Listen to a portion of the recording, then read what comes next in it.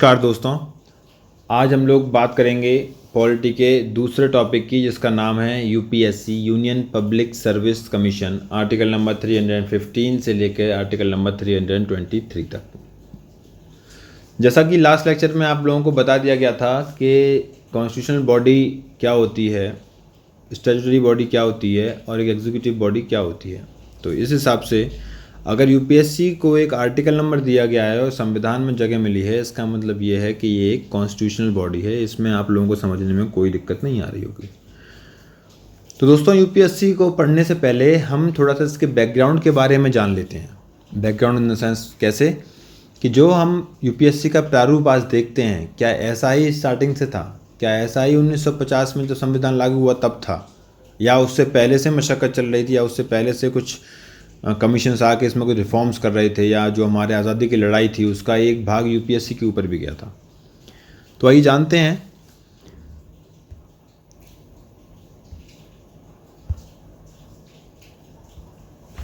सबसे पहले दोस्तों हम बात करते हैं 1793 की। 1793 में दोस्तों एक कॉर्नवालिस कोड आया था, जो कि लॉर्ड कॉर्नवालिस के द्वारा लाया गया था। इसे क्यों पढ़ा रहा हूँ? क्योंकि कॉर्नवालिस को हम लोग फादर ऑफ सिविल सर्विस भी बोलते हैं। सिविल सर्विस, सॉरी ये थोड़ा सा गड़बड़ हो गया,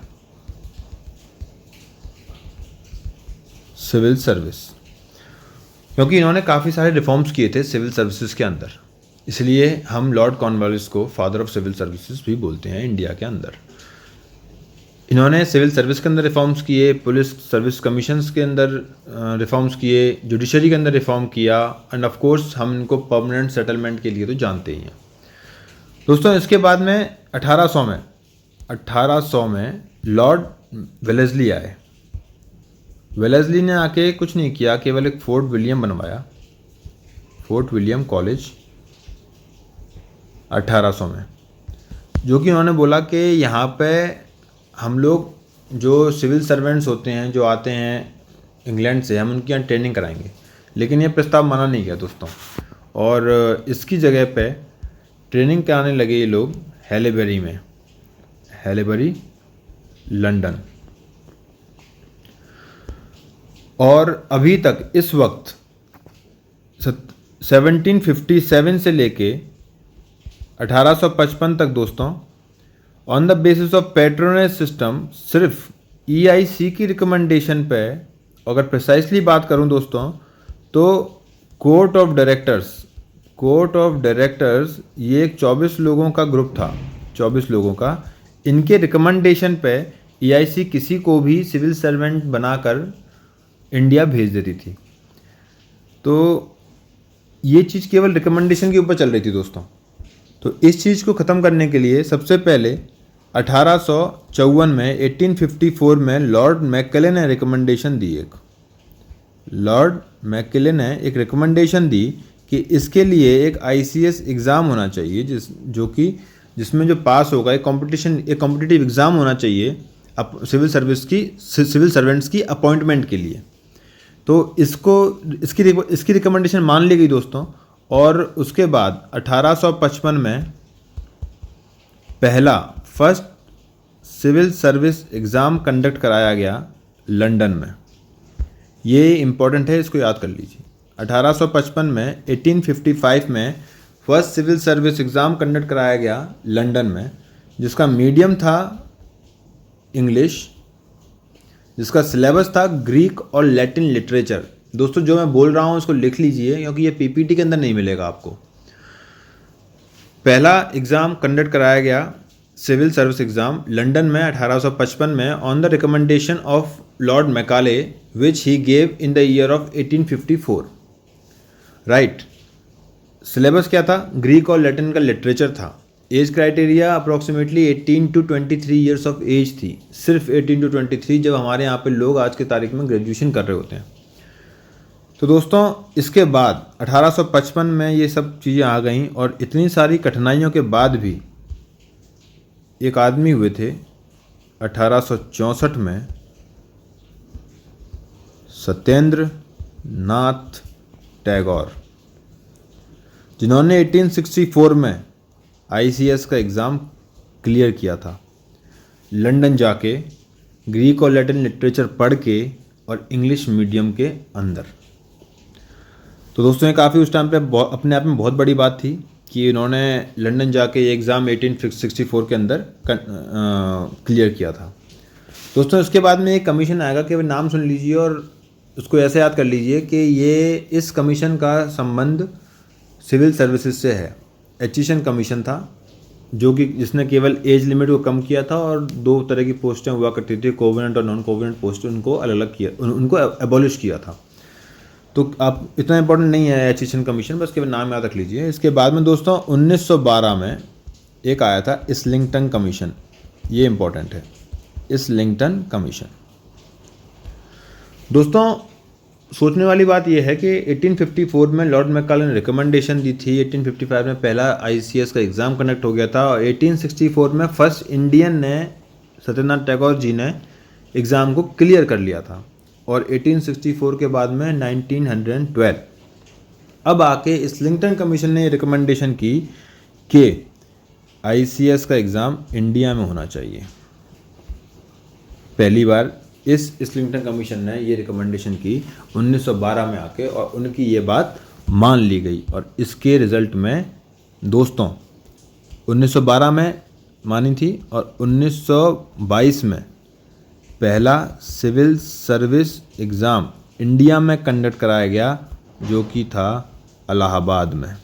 इसे दोस्तों याद कर लीजिएगा, 1922 में पहला सिविल सर्विस एग्ज़ाम इंडिया के अंदर कंडक्ट कराया गया था जो कि था इलाहाबाद में, जिसमें 1/3 सीट्स इंडियंस के लिए रिज़र्व कर दी गई थी। बहुत अच्छे से उसको अपने दिमाग में बिठा लीजिए दोस्तों। जब एग्ज़ाम कंडक्ट हो गया तो उसके रिफॉर्म्स के लिए कि उसको अच्छे से कैसे चला सकें, सब कुछ कर सकें, इसलिए सबसे इसके बाद में आया एक रॉयल कमीशन, नाम सुना होगा आप लोगों ने, रॉयल कमीशन, जिसको कि कई लोग ली कमीशन के नाम से भी जानते हैं। ये दोनों एक ही कमीशन है, रॉयल कमीशन और ली कमीशन। इसने रिकमेंड किया था 1923 में, इसने रिकमेंड किया कि एक पब्लिक सर्विस कमीशन होना चाहिए। अभी तक पब्लिक सर्विस कमीशन नहीं था, केवल एग्ज़ाम कंडक्ट हो रही थी जो कि EIC करा रही थी। इन्होंने बोला कि एक पब्लिक सर्विस कमीशन होना चाहिए, 1923 में बोला। इनकी ये वाली बात भी मान ली गई और इसके रिज़ल्ट में दोस्तों 1 अक्टूबर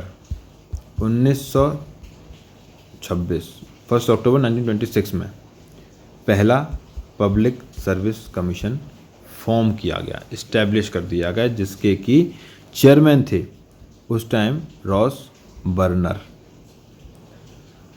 ठीक है दोस्तों, 1 अक्टूबर 1926 PSC फॉर्म हो गया, रॉस बर्नर उसके ये चेयरमैन बन गए, प्रेसिडेंट बन गए, जो भी हो।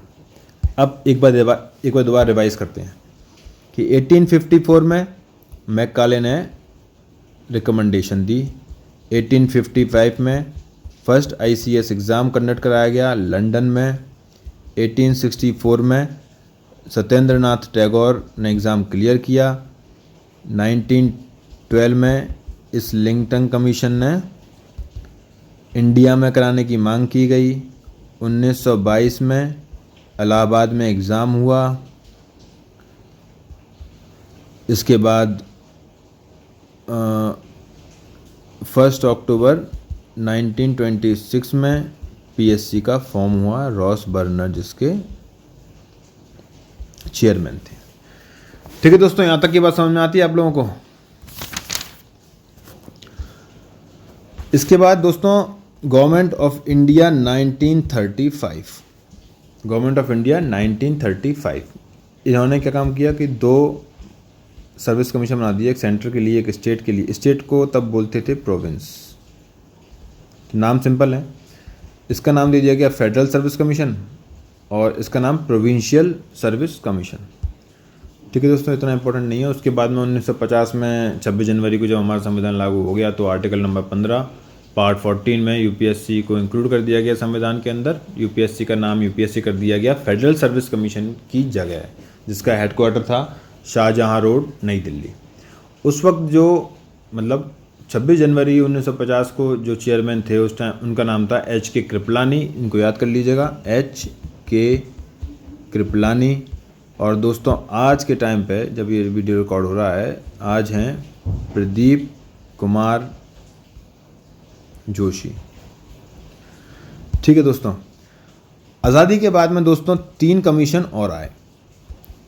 कोठारी कमीशन 1976 में, सतीश चंद्रा कमीशन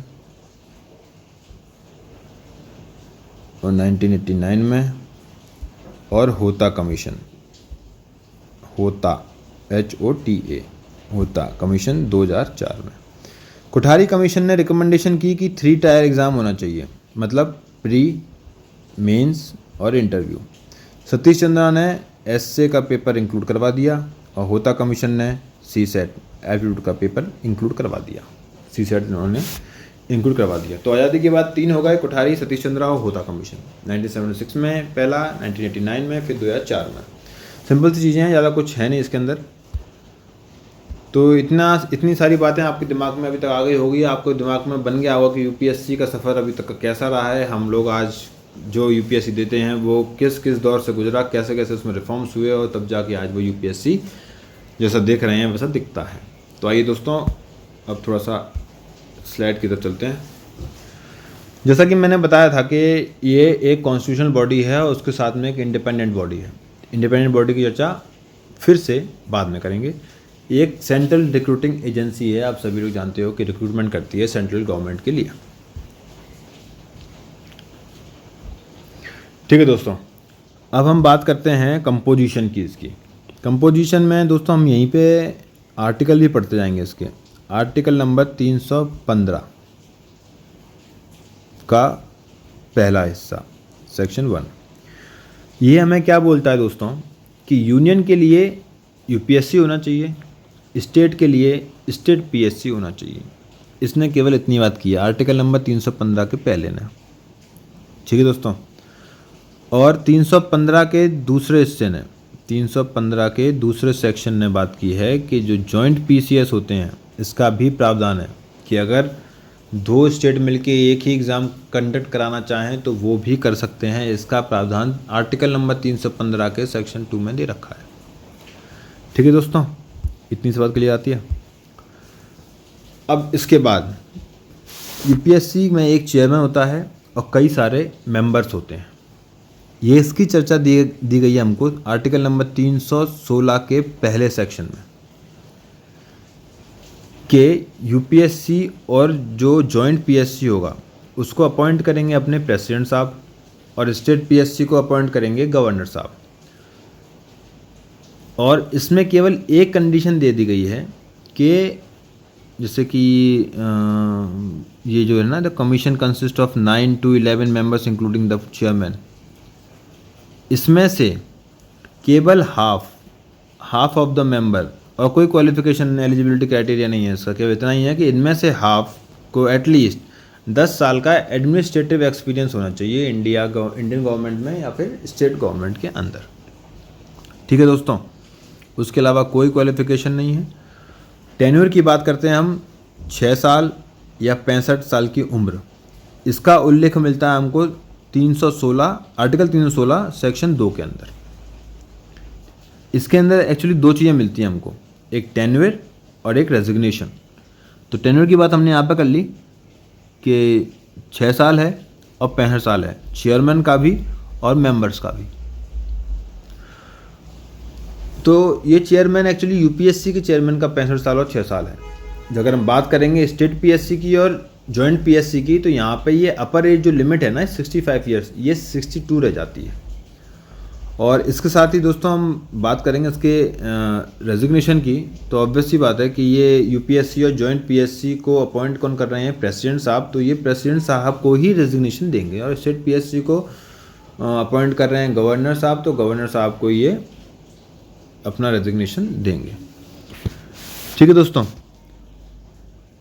जैसे कि इसमें लिखा गया है, इसको पढ़ लीजिएगा, ये सब मैंने आपको बता दिया है। अब दोस्तों बात करते हैं इसके रिमूवल की प्रोसेस की, जो कि हमारे संविधान में आर्टिकल नंबर 317 में दे रखा है। ठीक है दोस्तों, 317 में दे रखा है procedure for removal of chairman and members also. अब यूपीएससी, स्टेट पीएससी और जॉइंट पीएससी, इनको हटाने के इनको जो रिमूवल प्रोसेस हैं ये इनको हटा सकते हैं हम, लेकिन हटाएंगे कौन? हम नहीं, प्रेसिडेंट साहब हटाएंगे आफ्टर सुप्रीम कोर्ट की इंक्वायरी के बाद। अगर वो क्या कहते हैं मिसबिहेवियर के लिए अगर उनको बुक किया जाता है तो अगर वो अनफाउंड ऑफकोर्स फाउंड गिल्टी, तो मिसबिहेवियर क्या हो गया। और ये मिसबिहेवियर की जो बात की गई है ना, जो 317 में थोड़ा बात समझना, थोड़ी पेचीदगी वाली बात है ये कि आर्टिकल 317 सेक्शन 1 में बात की गई है कि इनको रिमूव कैसे करेंगे, लेकिन ऑन प्रूवन मिसबिहेवियर ये चर्चा की गई है 317(4) में। अगर आप यूपीएससी या सिविल सर्विस दे रहे हैं तो ही इसको ध्यान से पढ़िएगा, अदरवाइज इतना इंपॉर्टेंट ये एसएससी के लिए है नहीं। तो दोस्तों जैसे कि बात हो गई है, इसमें साफ साफ सामने लिखा हुआ है रिमूवल के लिए कि अगर वो इंसॉल्वेंट हो जाए, मतलब कि बैंकक्रप्ट हो जाए, या फिर वो कोई पेड एम्प्लॉयमेंट में शामिल हो, या फिर कोई दूसरा ऑफिस ऑफ प्रॉफिट उसने गेन कर रखा हो, या फिर वो अपना रेजिग्नेशन दे दे, या फिर प्रेसिडेंट खुद मान ले कि वो मतलब मेंटली स्टेबल नहीं है वो पद को धारण करने के लिए, तो वो सीधे उनका रेजिग्नेशन ले सकता है। और इसके बाद में प्रेसिडेंट अगर चाहे तो उनको सुप्रीम कोर्ट की इंक्वायरी करा के on the basis of misbehaviour उनको रिमूव कर सकता है। और मिसबिहेवियर का मतलब दोस्तों यहाँ पे क्या है कि वो किसी कॉन्ट्रैक्ट में या तो इंटरेस्टेड हो या फिर उसमें पार्टिसिपेट कर रहे हों, इन दोनों ही सूरतों में उसको मिसबिहेवियर माना जाएगा। और उस बेसिस पे सुप्रीम कोर्ट एक इंक्वायरी करेगा और उसमें अगर वो फाउंड गिल्टी होंगे तो प्रेसिडेंट उनको रिमूव कर देगा। तो दोस्तों ये हो गया इसका रिमूवल का हमारा। अब बात करते हैं दोस्तों इंडिपेंडेंस की, जो कि मैंने कहा था कि बाद में बात करेंगे क्योंकि वो इंडिपेंडेंट बॉडी है, इसके क्या अलग अलग मतलब निकल के आएंगे। दोस्तों एक चीज़ रह गई यहाँ पे, जैसे ये जो 3 इसके अंदर दिखाए गए ना, ये कि बैंकक्रप्ट होगा या फिर ऑफिस ऑफ प्रॉफिट अटेंड किए होगा या फिर infirmity of mind and body होगा, ये सब आर्टिकल नंबर 317 के सेक्शन 3 में दिए गए हैं। और ऑफ कोर्स मिसबिहेवियर वाला 317(4) में मिसबिहेवियर का उल्लेख मिलता है हमको। ठीक है दोस्तों, अब हम आगे बढ़ते हैं। तो दोस्तों हमने लास्ट लेक्चर में भी बात की थी इंडिपेंडेंसी की, कि इंडिपेंडेंसी को कैसे डिफाइन किया गया है संविधान के अंदर किसी बॉडी को, कि अगर वो इंडिपेंडेंट है तो क्या क्या फीचर हम उसमें देख रहे होंगे, क्या क्या हम उसमें उनको फ़ायदा दे रहे होंगे कि वो एक इंडिपेंडेंट बॉडी की तरह काम कर रही होगी और हम उसको इंडिपेंडेंट बॉडी बोल रहे होंगे। सबसे पहला security of tenure.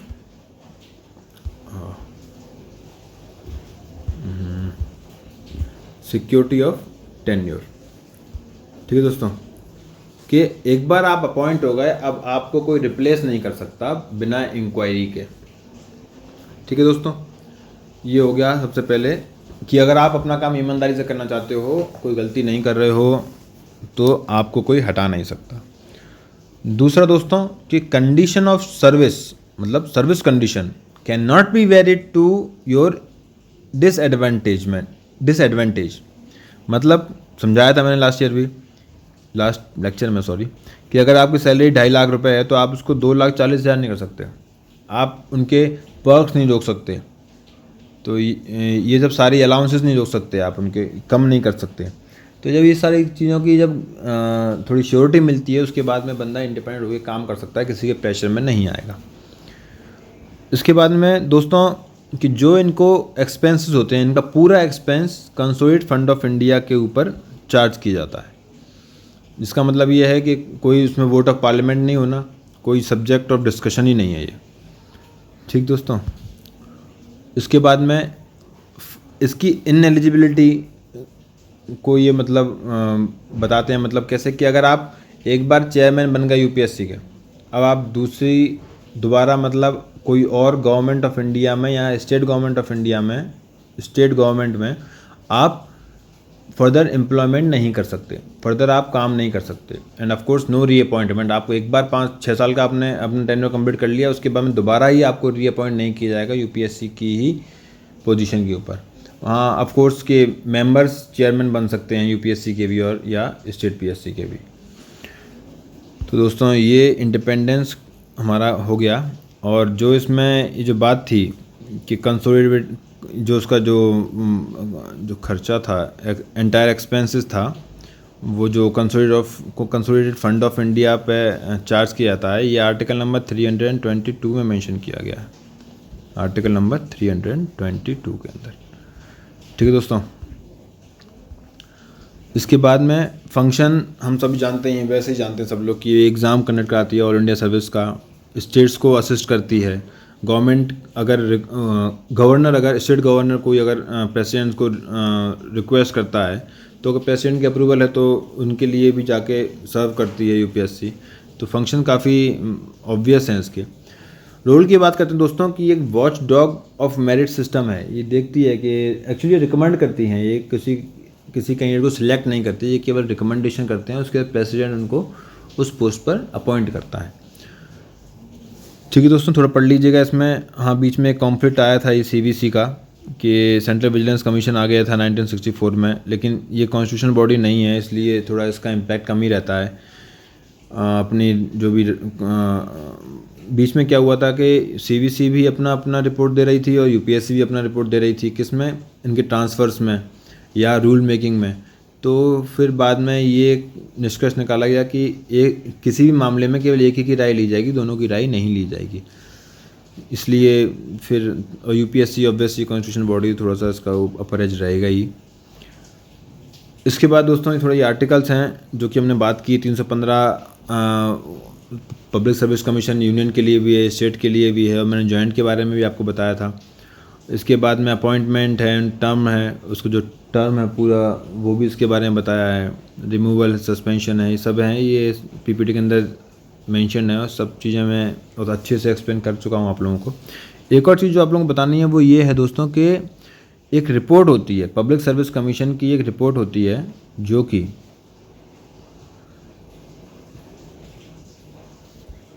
UPSC present करता है प्रेसिडेंट को, और प्रेसिडेंट इसको टेबल करता है पार्लियामेंट के अंदर। हर साल जो भी उसमें रिकमेंडेशंस हुई या जो भी चेंजेस हुए, जो भी प्रोग्रेस हुई, वो सब चीज़ों के अंदर उस रिपोर्ट के अंदर मेंशन होती है, और ये ईयरली सबमिट की जाती है प्रेसिडेंट को। तो दोस्तों ये सब था पब्लिक सर्विस कमीशन के अंदर। इसके बाद अगर आपको कुछ भी थोड़ा डाउट लगते हैं तो हमारा जो टेलीग्राम चैनल है वो खुला हुआ है आप लोगों के लिए, and feel free to ask any questions over that. तो आज का टॉपिक मेरी तरफ से ख़त्म हो गया है, बाकी जो क्वेरीज़ हैं आप वहाँ पे सेंड कर सकते हैं। Thank you and good day.